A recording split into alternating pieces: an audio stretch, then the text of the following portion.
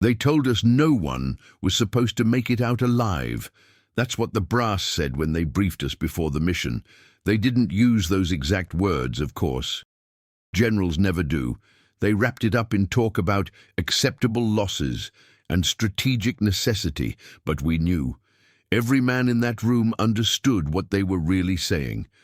Most of us weren't coming home. My name is James Callahan. My friends call me Jack. I was born in 1923 in a small town outside of Boston, Massachusetts. The kind of place where everyone knew your name, where your father's reputation was your own, and where boys grew up dreaming of becoming something bigger than the factories and fishing boats that defined our lives. I never imagined that something bigger would mean holding a rifle in a frozen German forest, watching my friends die one by one and learning what it truly means to survive.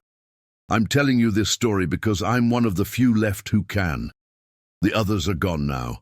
Tommy, Big Joe, Sergeant Williams, the Kowalski brothers. They're all just names on headstones, fading memories in the minds of families who've moved on, but I remember every single one of them, and I remember what we went through in those dark days of December 1944, when the world seemed determined to swallow us whole. If you're watching this, I need you to do something for me. Hit that like button. Subscribe to this channel. Not for me, but for the men who didn't make it back. Their stories deserve to be heard. Their sacrifices deserve to be remembered. And if my telling this can keep their memory alive for just a little longer, then maybe all of it meant something after all. Now, let me take you back.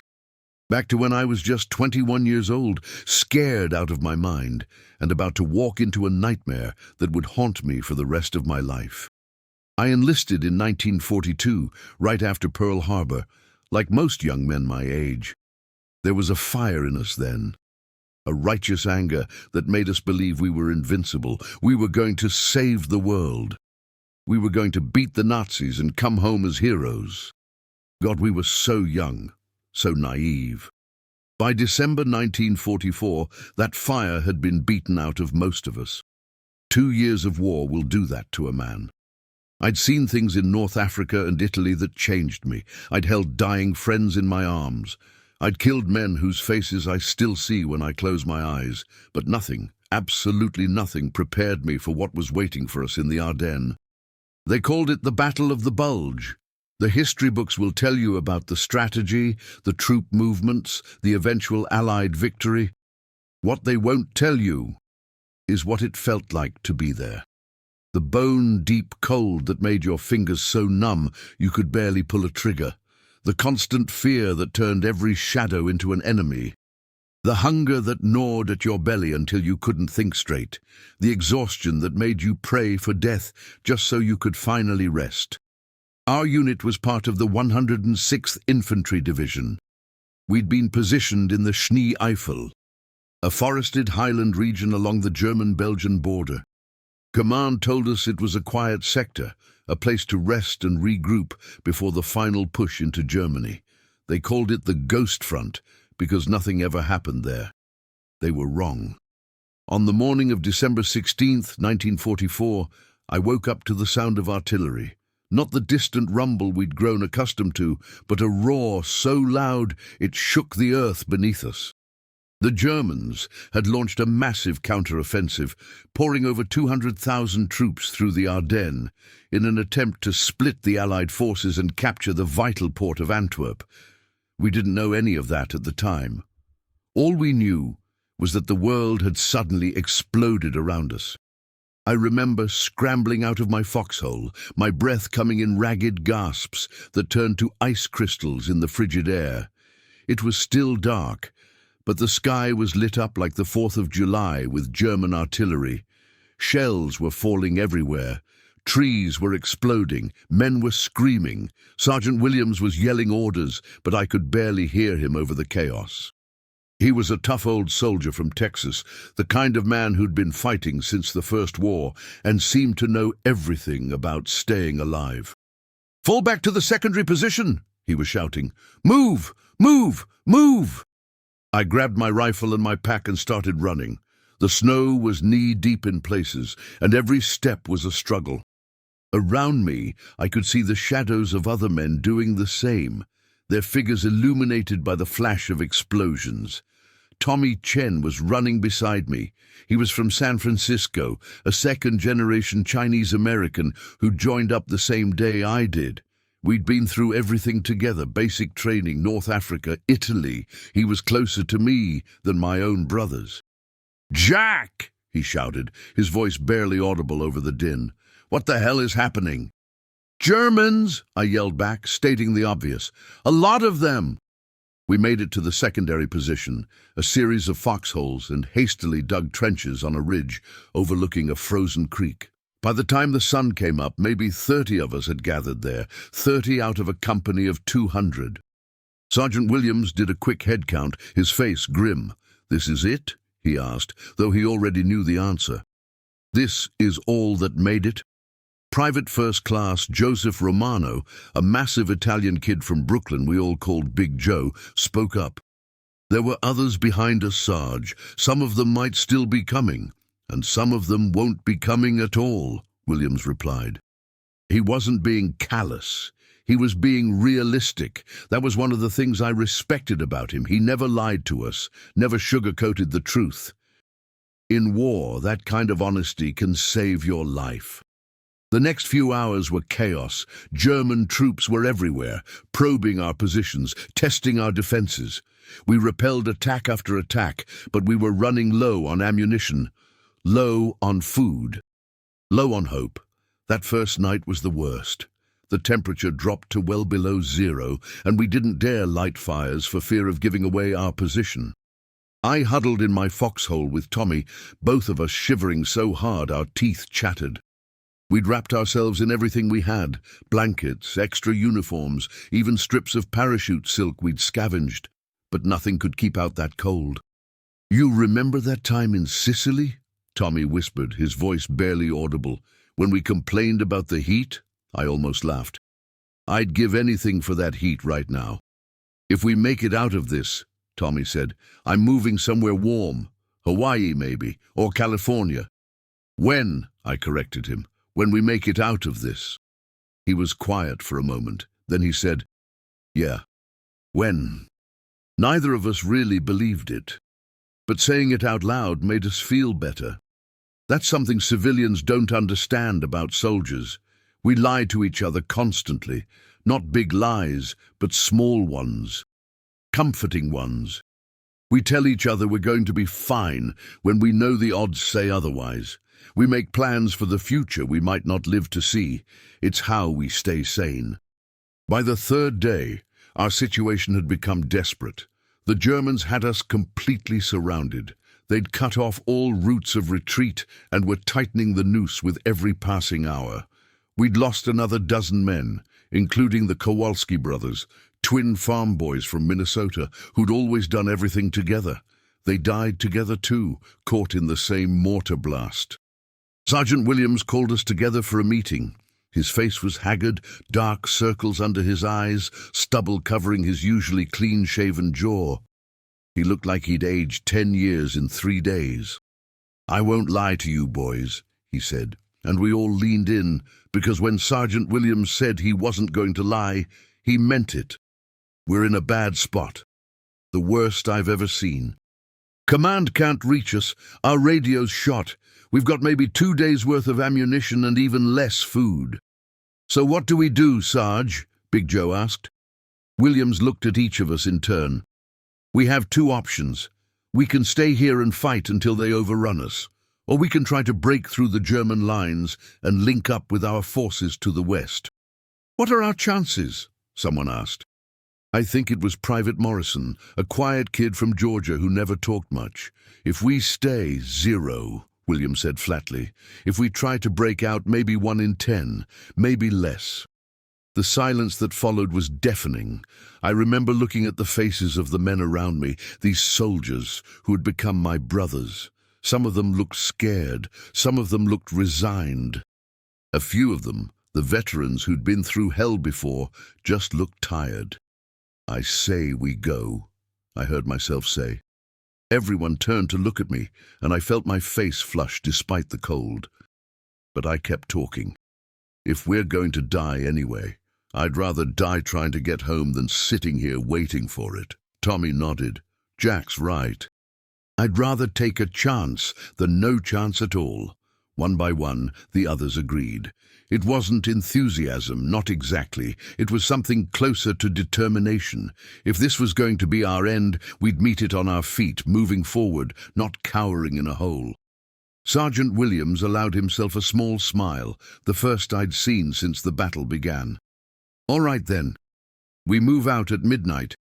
Get what rest you can. It's going to be a long night. I didn't sleep. I don't think any of us did. Instead, I lay in my foxhole, staring up at the stars, thinking about home. I thought about my mother, who'd cried when I enlisted, but told me she was proud of me. My father, a veteran of the First War, who'd shaken my hand and told me to keep my head down. My little sister Mary, who'd made me promise to come back and teach her how to drive. I wondered if I'd ever see any of them again. At midnight we moved out. 23 men, all that remained of a company that had once numbered 200. We moved in single file, placing each foot carefully in the snow, trying to make as little noise as possible. The forest was eerily quiet, the trees standing like silent sentinels in the darkness. Sergeant Williams led the way, navigating by compass and instinct. He'd spent 20 years in the army, and if anyone could get us through, it was him. I was near the middle of the column, with Tommy right behind me and Big Joe bringing up the rear. We'd been moving for about 2 hours when we heard the first German patrol, voices speaking in harsh, guttural tones, maybe 100 yards to our left. We all froze, barely daring to breathe.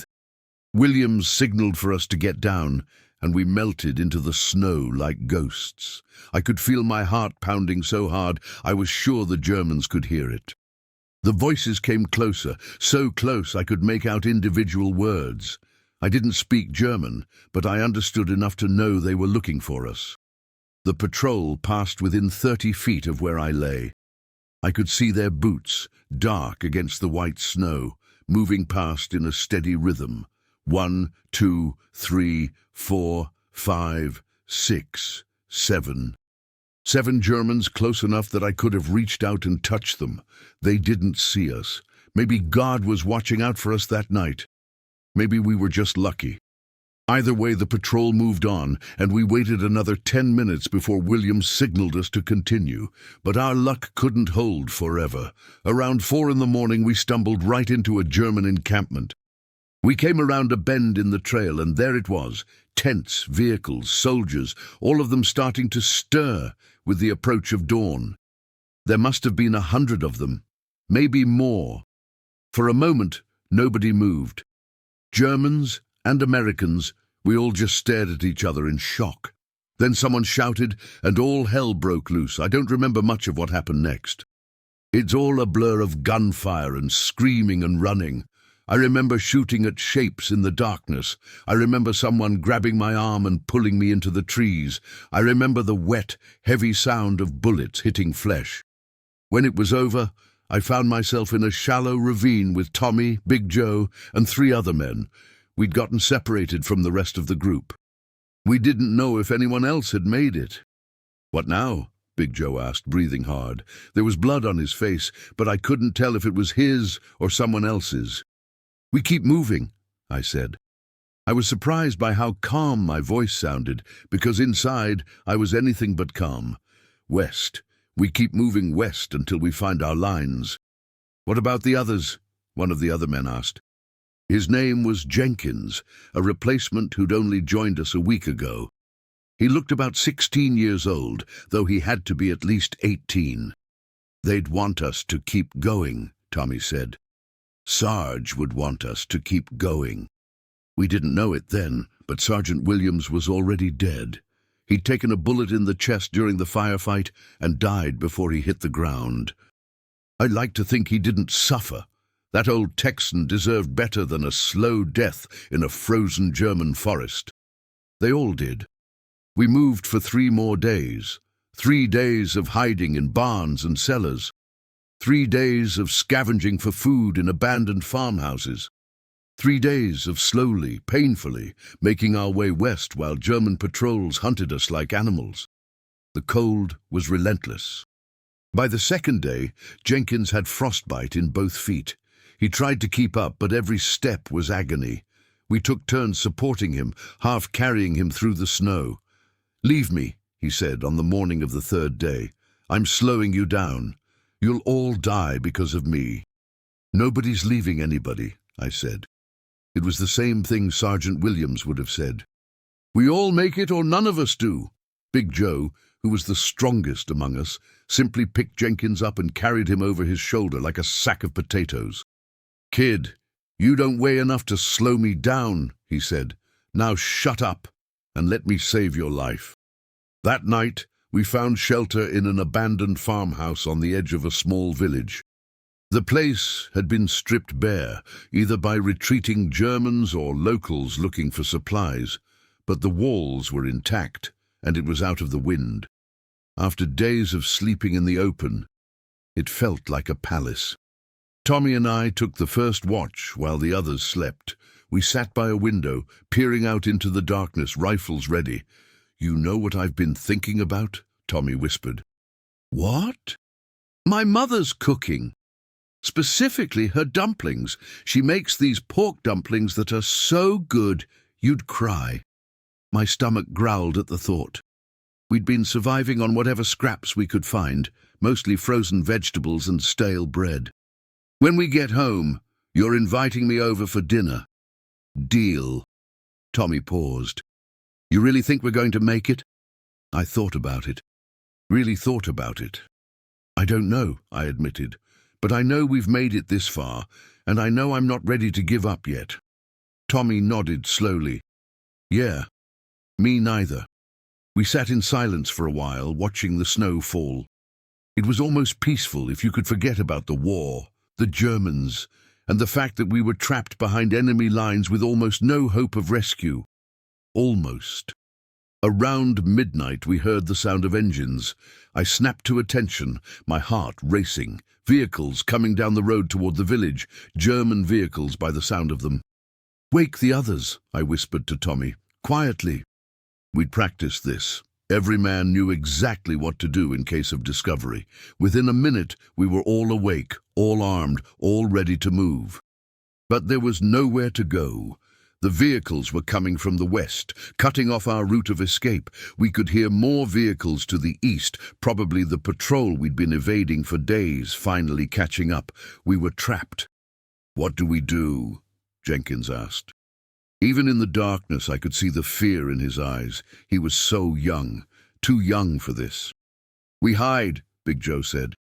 "There's a cellar in the back. If we're quiet, they might not find us." It was a slim hope, but it was all we had. We moved quickly, silently, opening the cellar door and descending into the darkness below. The smell hit me immediately, damp earth, rotting wood, and something else, something sweet and sickly. I didn't want to think about what might be down there with us. We pulled the door closed just as the first vehicle rolled to a stop outside. German voices, sharp commands being issued, boots on frozen ground. Then the door to the farmhouse opened, and footsteps crossed the floor above our heads. I held my breath. Beside me, I could hear Tommy doing the same. The footsteps moved back and forth, searching, investigating. They knew someone had been here. The question was whether they'd find us. A beam of light swept across the cellar door.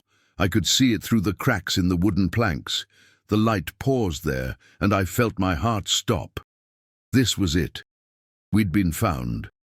But then the light moved on. The footsteps retreated. The door slammed shut. We waited, not daring to move, barely daring to breathe. An hour passed, then 2. Finally, we heard the engines start up again, the vehicles moving on to continue their search elsewhere. We'd survived. Again. When dawn came, we emerged from the cellar, half frozen but alive. The village was empty. The Germans had moved on, probably assuming we'd gone a different direction. "How much further?" someone asked. I think it was Martinez. a quiet kid from New Mexico who rarely spoke. I pulled out my map, a creased and dirty thing that had seen better days. If I'm reading this right, our lines should be about 10 miles west, maybe less. 10 miles. It had taken us 3 days to cover maybe 15. We were exhausted, starving, and nearly frozen, but 10 miles. We could do 10 miles. "Let's go," Big Joe said, adjusting Jenkins on his shoulder. "I want to be home for Christmas." It was only then that I realized what day it was. December 24th, Christmas Eve. We moved out, sticking to the forest as much as possible, avoiding roads and open ground. The snow was still falling, light flurries that covered our tracks almost as soon as we made them. For once, the weather was working in our favor. Around midday, we heard something that made us all freeze. Gunfire, but not the sharp crack of German rifles. A different sound, the familiar bark of American M1 Garands. "That's ours," Tommy said, his face lighting up. "Those are our boys." We moved toward the sound, caution warring with hope. The gunfire intensified, a full-fledged firefight now. We came to the edge of the forest and looked down into a small valley. Below us, we could see American soldiers, maybe a platoon's worth, pinned down behind a low stone wall. They were taking fire from German positions on the opposite ridge. Even from here, I could see they were in trouble. "We should go around," Martinez said. "Find another way." "No," the word came out before I even realized I was speaking. "Those are our men down there. We can't just leave them." "Jack's right," Big Joe said. "Besides, if we can hit the Germans from behind, we might be able to turn this whole thing around." It was crazy, suicidal even. We were 6 half-frozen, half-starved soldiers against an entrenched German position. But we'd made it this far by fighting, and we weren't about to stop now. We spread out, moving along the ridge until we were behind the German positions. They were so focused on the Americans in the valley that they never saw us coming. When we opened fire, the effect was devastating. The Germans, caught completely by surprise, panicked. Some tried to turn and fight us. Others tried to flee. Most didn't get the chance to do either. It was over in less than 5 minutes. The Germans were either dead or running, and the Americans in the valley were cheering. We made our way down to them, stumbling through the snow on legs that barely held us up. A young lieutenant came forward to meet us, his face a mix of astonishment and relief. "Where the hell did you boys come from?" he asked. I tried to answer, but the words wouldn't come. The exhaustion, the relief, the overwhelming emotion of finally being safe, it all hit me at once. My legs gave out, and I collapsed into the snow. The last thing I remember before passing out was Tommy's voice, saying, "It's okay, Jack, we made it. We made it." I woke up in a field hospital on Christmas Day. They told me I'd slept for almost 18 hours straight. They'd pumped me full of fluids, treated my frostbite, and fed me more than I'd eaten in a week. Tommy was in the bed next to mine, looking almost as bad as I felt, but he was smiling. "Merry Christmas, Jack." I laughed. It hurt, but I laughed anyway.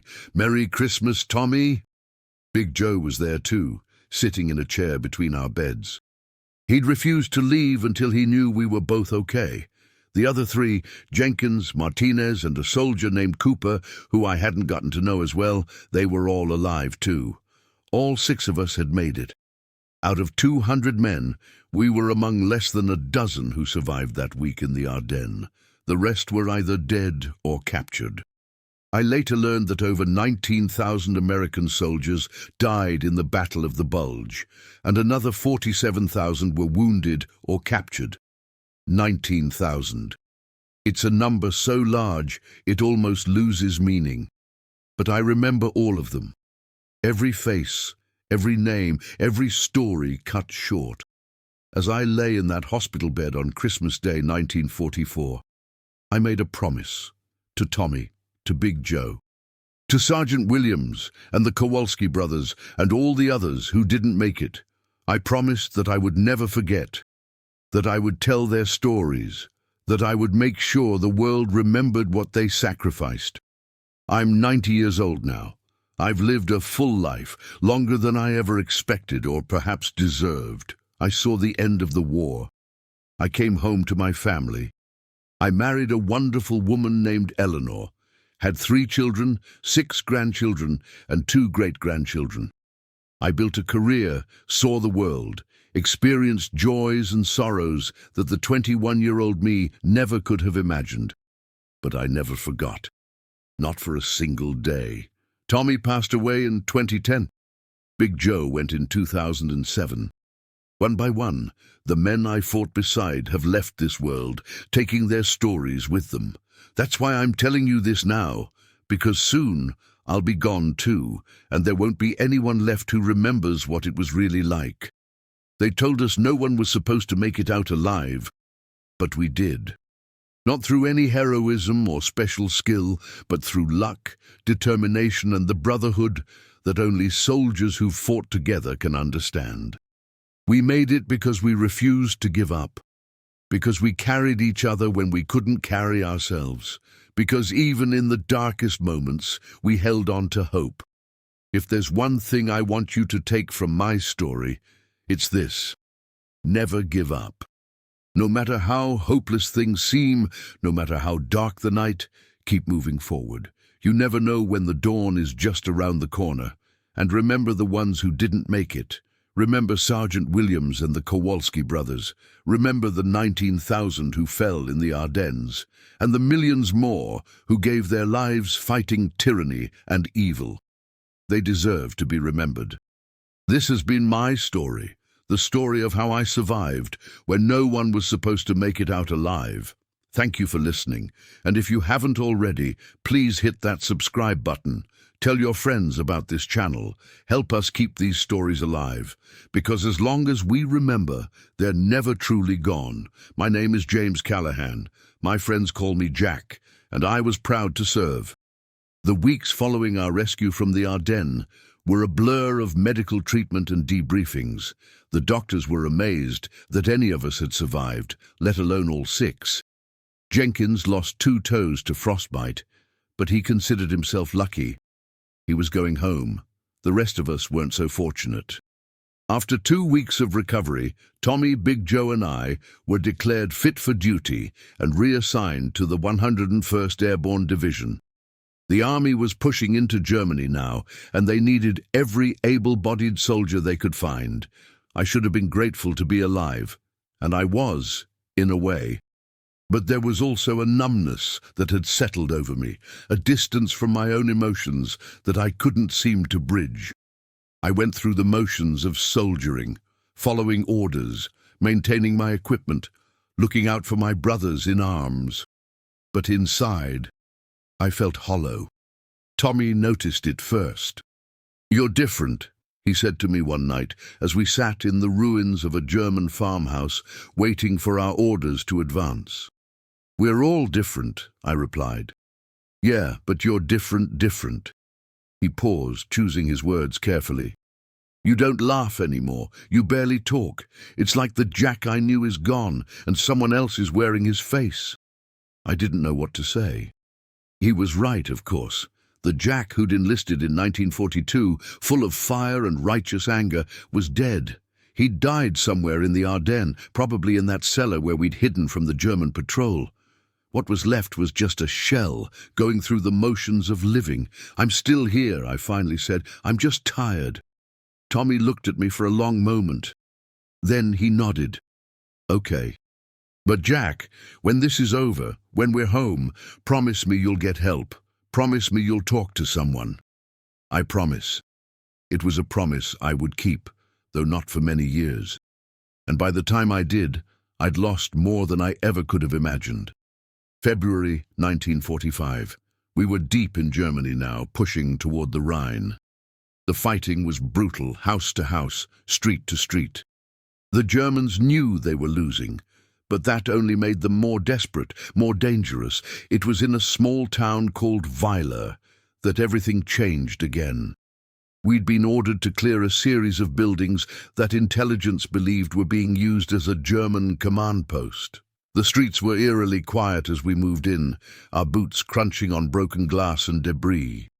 The smell of smoke hung heavy in the air, mixing with something else, something worse. Big Joe was on point, his massive frame somehow moving silently through the rubble.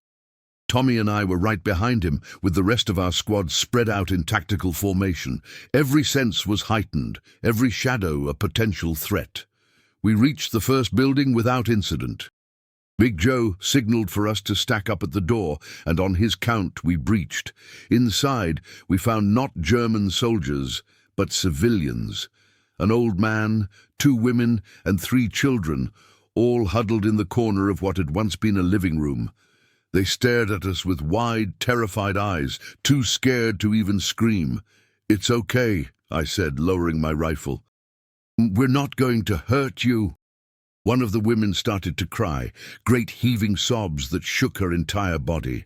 One of the children, a boy of maybe 5 or 6, ran to her and buried his face in her dress. We secured the building and called in our location. Command told us to move on, that someone else would deal with the civilians. It was standard procedure. We couldn't afford to be slowed down. But as I looked at those terrified faces, I couldn't bring myself to leave them. These weren't soldiers. They weren't even German soldiers. They were just people, caught up in a war they never asked for, trying to survive just like we were. "Jack, we need to move," Tommy said. "Just a minute." I walked over to the old man, who seemed to be the head of the family. He flinched as I approached, probably expecting a blow. Instead, I reached into my pack and pulled out my rations, chocolate, crackers, a can of beans. I held them out to him. He looked at me like I'd just offered him gold. Slowly, hesitantly, he reached out and took the food. "Danke," he whispered. "Thank you." "Jack, come on," Tommy urged. I nodded and turned to go. But as I reached the door, I felt a small hand grab mine. I looked down to see the little boy, the one who'd been crying, looking up at me with huge, solemn eyes. He pressed something into my hand. A small wooden figure, crudely carved but recognizable as a soldier. Then he scurried back to his mother, and I was left standing there, staring at this tiny gift. I still have that wooden soldier.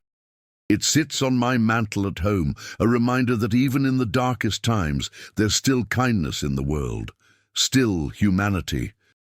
The boy who gave it to me would be in his 80s now if he's still alive. I hope he is. I hope he lived a good life, full of peace and joy. I hope he forgot the war and the terrified American soldier who gave his family food. But I never forgot him. We continued our advance through Germany, fighting our way toward the Rhine and beyond. The battles blur together in my memory, one ruined town after another, one firefight after another, one death after another. In March, we crossed the Rhine at Remagen, over a bridge that the Germans had failed to destroy. It was a turning point in the war, the moment when everyone knew it was only a matter of time before Germany fell. But time was the one thing we didn't have. Every day, more men died. Every day the Germans threw everything they had at us, knowing it was their last chance. And every day I wondered if this would be the day my luck finally ran out. It almost did, on April 15th, 1945.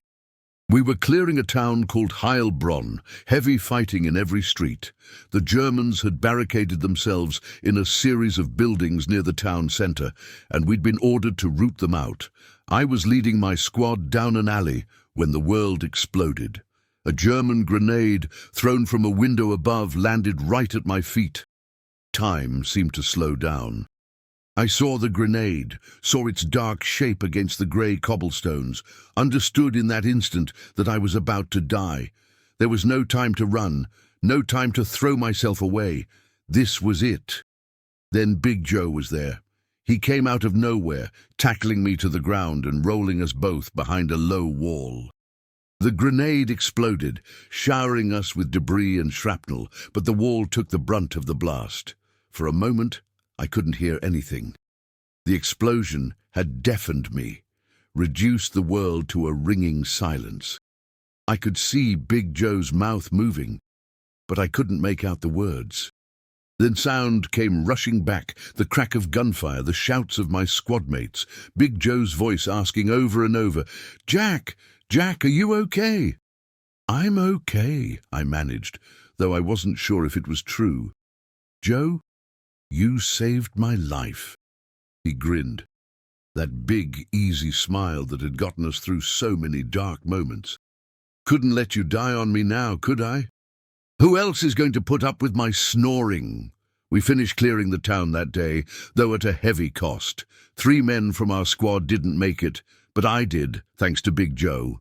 It was the second time he'd saved my life. It wouldn't be the last. The war in Europe ended on May 8, 1945. I remember exactly where I was when we got the news, a small town in Bavaria whose name I can't recall. We'd been preparing for another advance when the word came down, Germany had surrendered. It was over. The celebration that followed was unlike anything I'd ever experienced. Men who'd spent years fighting and dying suddenly found themselves with nothing to do but rejoice. There was singing and dancing and drinking, so much drinking. For one night, we forgot about the dead, forgot about the horrors we'd seen, and just celebrated the simple fact that we were alive. I found Tommy in the crowd, and we embraced like brothers. "We made it," he said, tears streaming down his face. "Jack, we actually made it." "We made it," I agreed.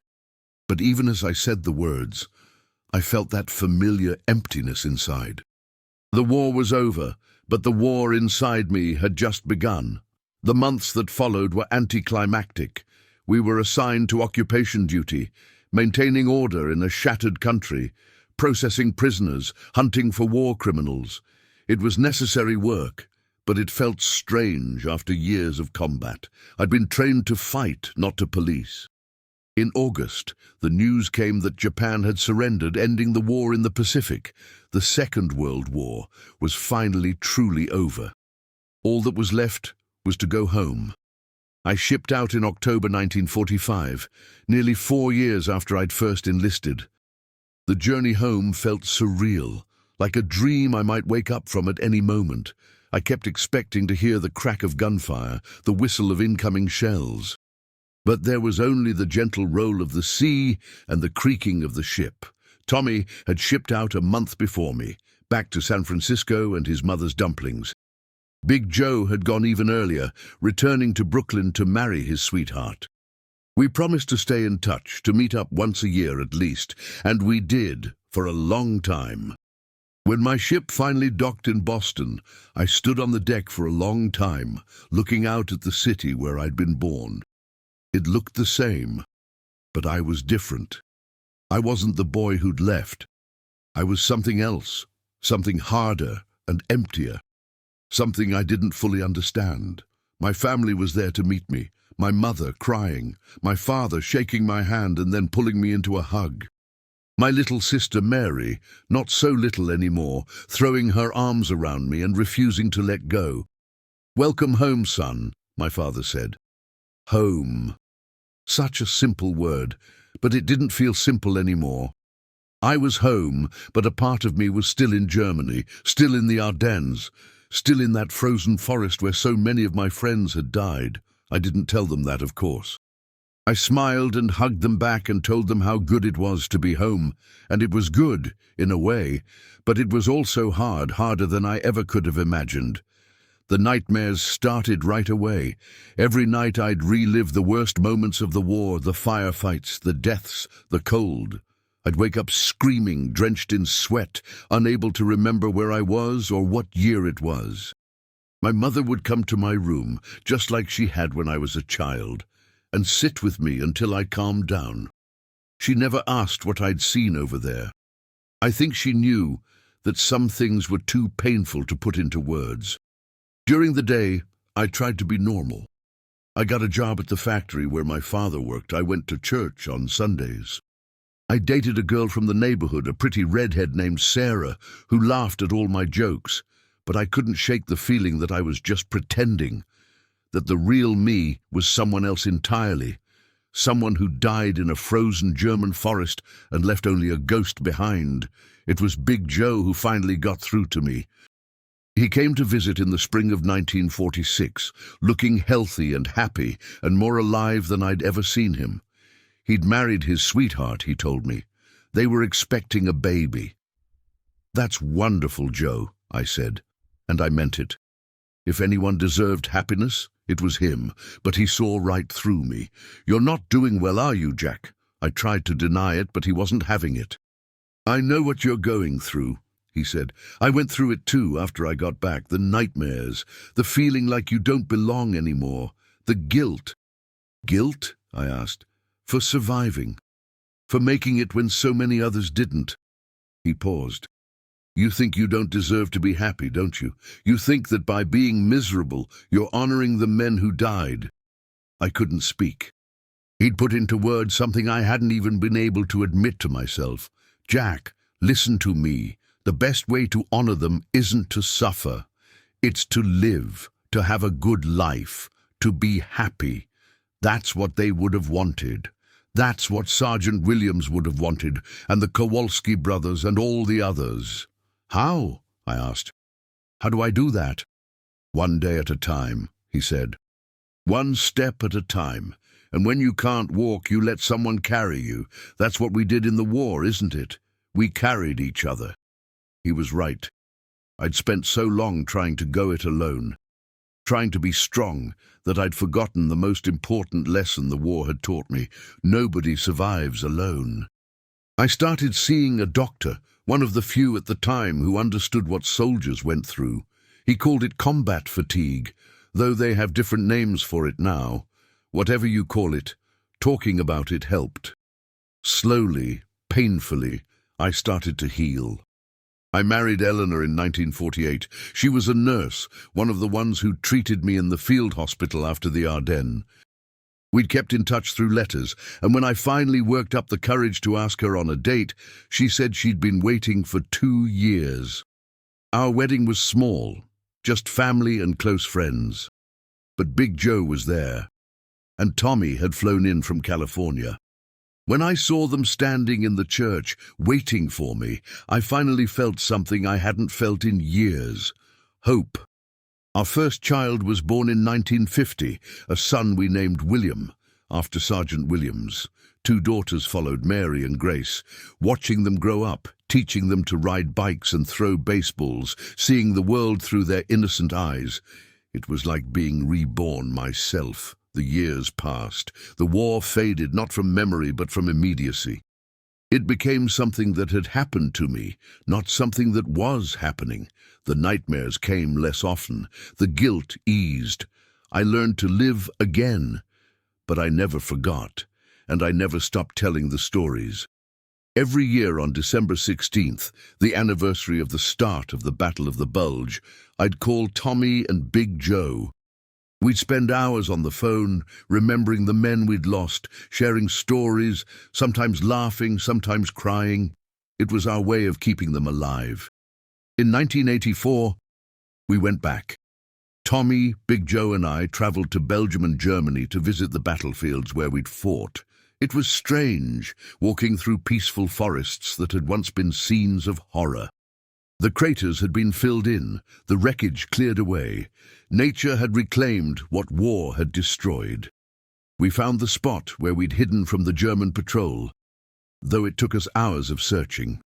The farmhouse was long gone, but we could still make out the depression in the earth where the cellar had been. "Hard to believe we made it out of there," Tommy said, his voice soft. "Hard to believe any of it," Big Joe agreed. We stood there for a long time, 3 old men remembering a time when we'd been young, scared, and fighting for our lives. Then we made our way to the American cemetery at Henri Chapelle, where many of our brothers were buried. I found them, the men from our company who hadn't made it out. Row after row of white crosses, stretching as far as the eye could see. I walked among them, reading the names, remembering the faces. Private First Class Thomas Kowalski, his brother, Private Michael Kowalski, Sergeant Robert Williams, so many others. all of them frozen forever at 18, 19, 20 years old. I knelt in the snow. I was an old man by then, my knees protesting, my breath coming short, and I wept. I wept for them, for all of them, for the lives they should have had, and the futures that were stolen from them.